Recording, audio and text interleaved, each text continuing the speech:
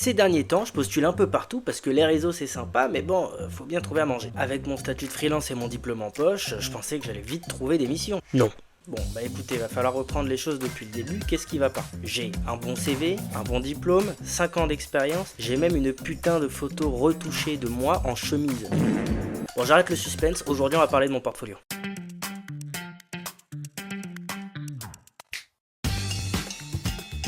Un portfolio, c'est un CV qui montre concrètement ce que tu sais faire par des visuels. Contrairement à ton CV qui liste juste tes expériences et compétences en les classant par un ordre d'importance ou de chronologie, ton portfolio, lui, appuiera chacun de tes propos par des visuels qui concrétiseront tes compétences, tes expériences, etc. Une DA personnalisée, un peu comme si t'apportais ta propre signature à internet via ton site web. Comme disait ce bon vieux Ron Dennis, des actes valent souvent mieux que des paroles. Mais c'est qui ce Ron Dennis? Non, je déconne, on s'en fout. Vraiment, c'est juste que les gens aiment bien cette phrase. Bref, si tu bosses dans un milieu où expérience et projet veulent dire visuel, alors t'as besoin d'un portfolio. Wow! Bon, maintenant que tu sais ce que c'est qu'un portfolio, si tu veux toujours en faire un, il va falloir passer par plusieurs grandes étapes. On retrouvera 3 grands types de portfolio. Le portfolio papier, c'est en gros le classique book de photographe, designer ou architecte. On aura tendance principalement à l'utiliser pour privilégier l'authenticité et la texture de nos designs. Par exemple, pour un architecte, c'est toujours plus cool de mettre tes propres matériaux utilisés dans divers projets directement dans ton book. On va ensuite trouver le portfolio numérique, c'est celui qui est le plus souvent utilisé de nos jours et que je compte utiliser pour cette vidéo. Dans ce type de portfolio, on retrouvera diverses plateformes. Ça peut passer par des sites entièrement personnalisés par toi ou encore par la publication de contenu sur des plateformes de mise en avant de projets comme Dribbble, Behance ou encore GitHub pour les développeurs. Créer du code open source sur cette plateforme est toujours un bon moyen pour les développeurs de communiquer sur leurs propres compétences. Surtout si ce code est régulièrement utilisé par d'autres devs. Ça permet de crédibiliser tes propres compétences. Et enfin, on a le portfolio vidéo. Bon, vous l'aurez compris, lui, c'est celui qui va souvent être utilisé par des vidéastes, des monteurs ou encore des motion designers. Bref, tout ce qui passe par la vidéo. Ça permet de démontrer tes compétences via la publication de divers projets sur YouTube ou alors sur les réseaux sociaux, ou même de tout rassembler sur une seule vidéo pour pouvoir démontrer ton expérience auprès d'un maximum de gens le plus rapidement possible. Bon, moi, comme dit précédemment, je vais utiliser l'option numéro 2 et j'imagine que cette vidéo peut peut-être faire office d'option numéro 3. Bon, sachez que la suite de cette vidéo sera principalement axée sur la création d'un site web en portfolio. Mais je vais quand même essayer de laisser quelques conseils sur les 2 autres types de portfolio. Et ça va péter! Péter! Si vous voulez créer votre propre site web, il faut quand même savoir quels outils vous permettent de faire ça. Et ben, on va retrouver 2 grands types d'écoles de création de site web aujourd'hui et une dernière que je ne vous conseillerais pas. La première option, c'est tout simplement de coder. Ah non, mais t'attends pas à ce que je t'explique comment faire, moi je sais pas. La deuxième, ça va être de trouver un CMS. Un CMS, c'est quoi? C'est ce qu'on appelle un système de management de contenu. En gros, c'est juste un logiciel qui te permet de créer ton site web sans forcément coder. Et puis la dernière option, c'est tout simplement d'utiliser l'IA. Je ne vous la conseille pas, tout simplement parce que c'est payant et ça peut revenir à très cher. Le rat. Discret, prudent, intelligent et très proche de l'homme.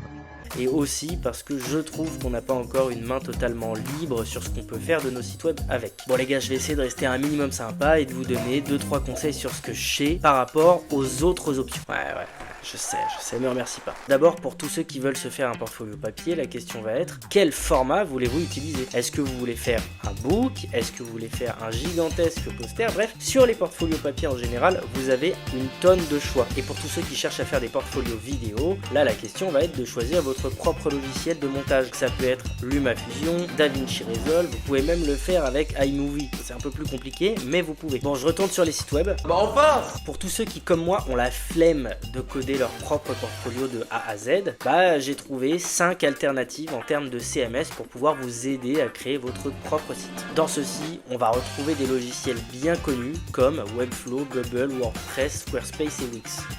Il y en a d'autres, je vous laisserai vous informer, mais basiquement vous avez le choix. Il y en a qui sont plus spécialisés dans les animations, il y en a qui sont plus spécialisés dans des trucs purement professionnels type e-commerce, site vitrine, etc. Et il y en a certains qui sont beaucoup plus faciles à utiliser, mais qui vous offrent un petit peu moins d'options en termes de créativité. Bon, et maintenant que tu as choisi ta plateforme de travail principale, il faut savoir ce que tu vas montrer dans ton site. Eh ben oui. T'as quand même un message à faire passer par ton portfolio. Mon ref, en gros, tu veux lancer une sorte de storytelling.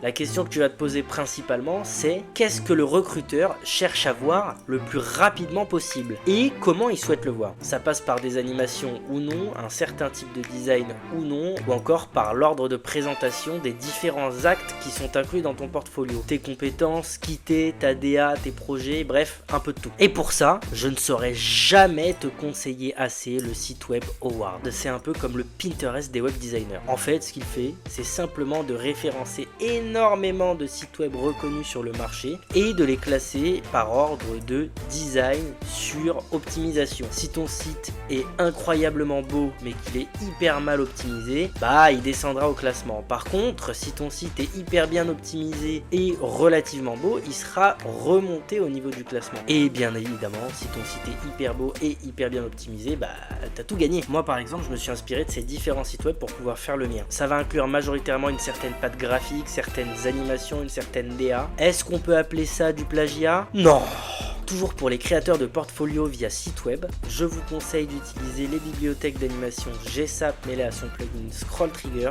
C'est simple, c'est une bibliothèque de code qui vous permet d'implanter énormément d'animations, de styles, etc. via une bibliothèque customisée JavaScript qui peut vous permettre de faire des trucs incroyables sans même rajouter des tonnes et des tonnes et des tonnes de plugins sur votre CMS. Pour ceux qui se posent la question, un plugin c'est comme une mini application qui rajoute des fonctionnalités à votre site web mais qui l'alourdit et donc amoindrit son optimisation. Et je vous conseille aussi de regarder sur le site web CodePen qui est un site web qui un peu à la manière de Word référence énormément de types de codes différents qui vous permet de lancer des animations prédéfinies, des styles, plein de trucs, vraiment énormément de choses juste en copiant-collant le code qui est déjà sur la page. Donc c'est juste fou en fait. Mais bon, voilà, ces deux derniers conseils sont un peu moins importants dans la mesure où c'est votre premier portfolio et vous avez peut-être la flemme de coder, mais j'avoue que c'est quand même d'une grande aide si comme moi vous n'êtes pas hyper fort en code, mais que vous aimez bien utiliser ce genre de choses pour avoir encore plus de possibilités créatives à implanter directement sur votre site web. Voilà, moi je trouve toujours ça intéressant, vous en faites ce que vous voulez, mais c'est stylé. C'est stylé. Pour les portfolios papier, quel est le message que vous voulez faire passer à travers celui-ci?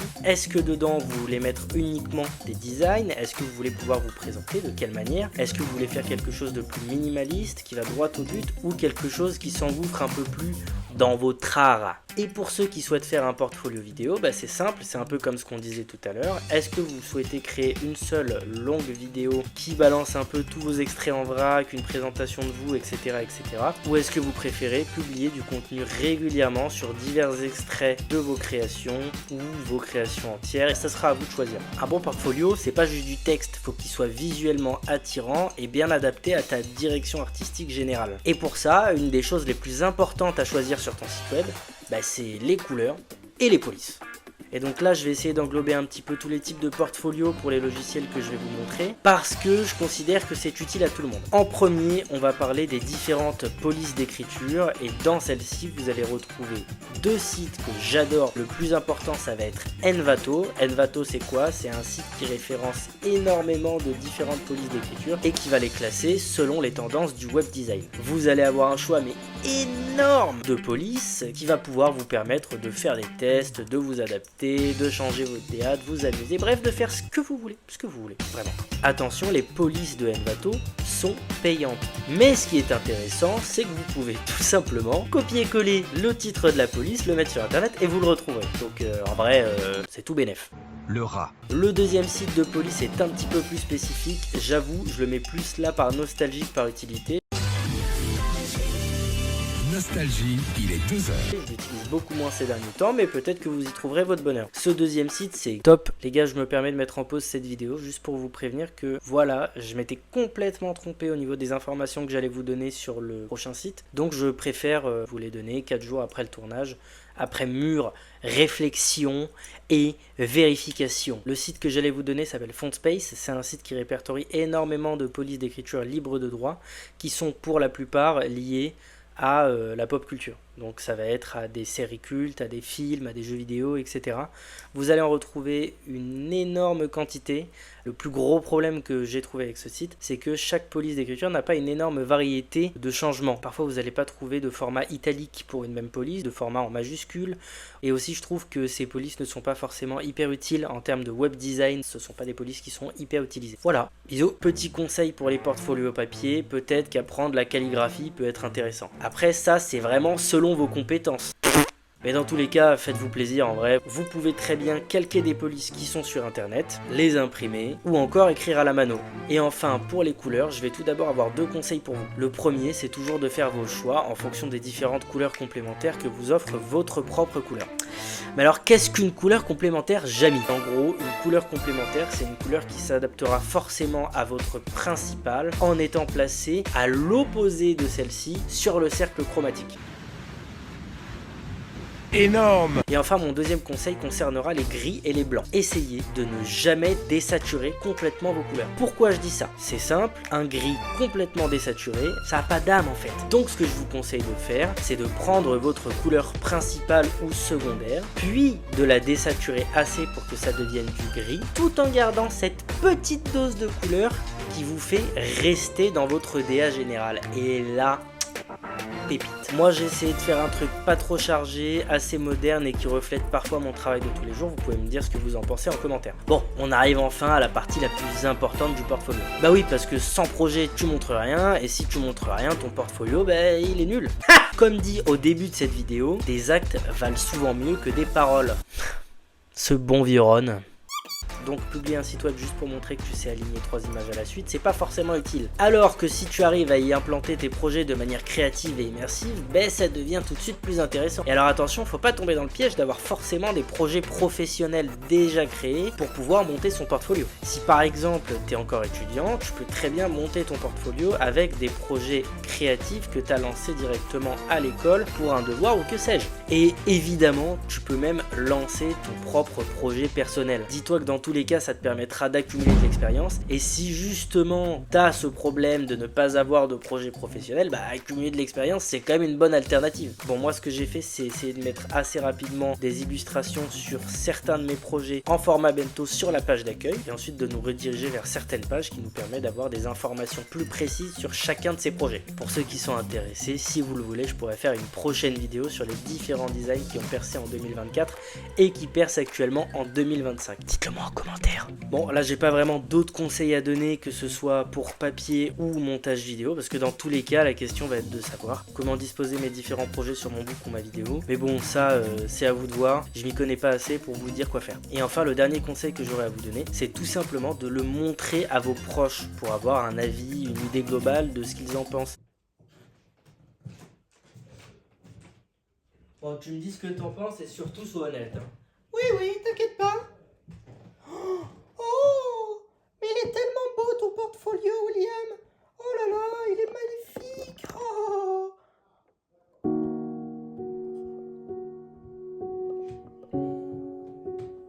Est-ce qu'ils comprennent bien le message véhiculé par celui-ci, ce que vous faites, qui vous êtes, pourquoi vous le faites, avec quelle DA, quelle démarche, etc. Et est-ce que c'est pas trop long et chiant de devoir naviguer sur votre site web? Et si comme moi vous n'avez que pas ou peu d'amis ou de famille, vous pouvez les poster directement sur des plateformes dédiées à ça, comme dit précédemment, Behance, etc. Bon, bah voilà, normalement là, vous devriez avoir fini votre portfolio, vous prenez plus la tête, vous le publiez et vous attendez. C'est pas vrai. Je tiens quand même à vous prévenir, pour tous ceux qui ont juste l'espoir de faire un portfolio et d'attendre qu'un travail lui tombe sur le coin de l'oreille, que non, ça marche pas comme ça. Si vous créez un portfolio, c'est pour pouvoir communiquer dessus sur d'autres médias. Utilisez régulièrement vos réseaux sociaux, ou du moins des réseaux dédiés à la publication de vos divers projets, de ce que vous faites, de qui vous êtes, etc. Vous pouvez utiliser LinkedIn, Indeed, Hello Work, Insta, Pinterest, enfin bref, ce que vous voulez, et des plateformes, comme on l'a dit au début de la vidéo, de publication de contenu selon vos divers métiers. Bref les amis, voici mon portfolio une fois cette vidéo finie. Si vous avez des choses à redire ou à corriger, ou même des précisions à ajouter, n'hésitez pas à le dire en espace commentaire, tout en restant bienveillant. Si vous avez quoi que ce soit à dire, faites-le, parce que je pense qu'on a tous à apprendre les uns des autres. Bah il a pas tort, il a pas tort. Il a pas tort. C'est qu'il a pas tort. Bon les amis, c'était un réel plaisir de tourner cette première vidéo, j'espère vraiment que ce sera pas la dernière. Et si celle-ci vous a intéressé et par-dessus tout vous a plu jusqu'à la fin, n'hésitez pas à lâcher un like, un commentaire ou un partage. Moi ça m'aidera, ça me fera plaisir, faites-vous kiffer vraiment. Bisous.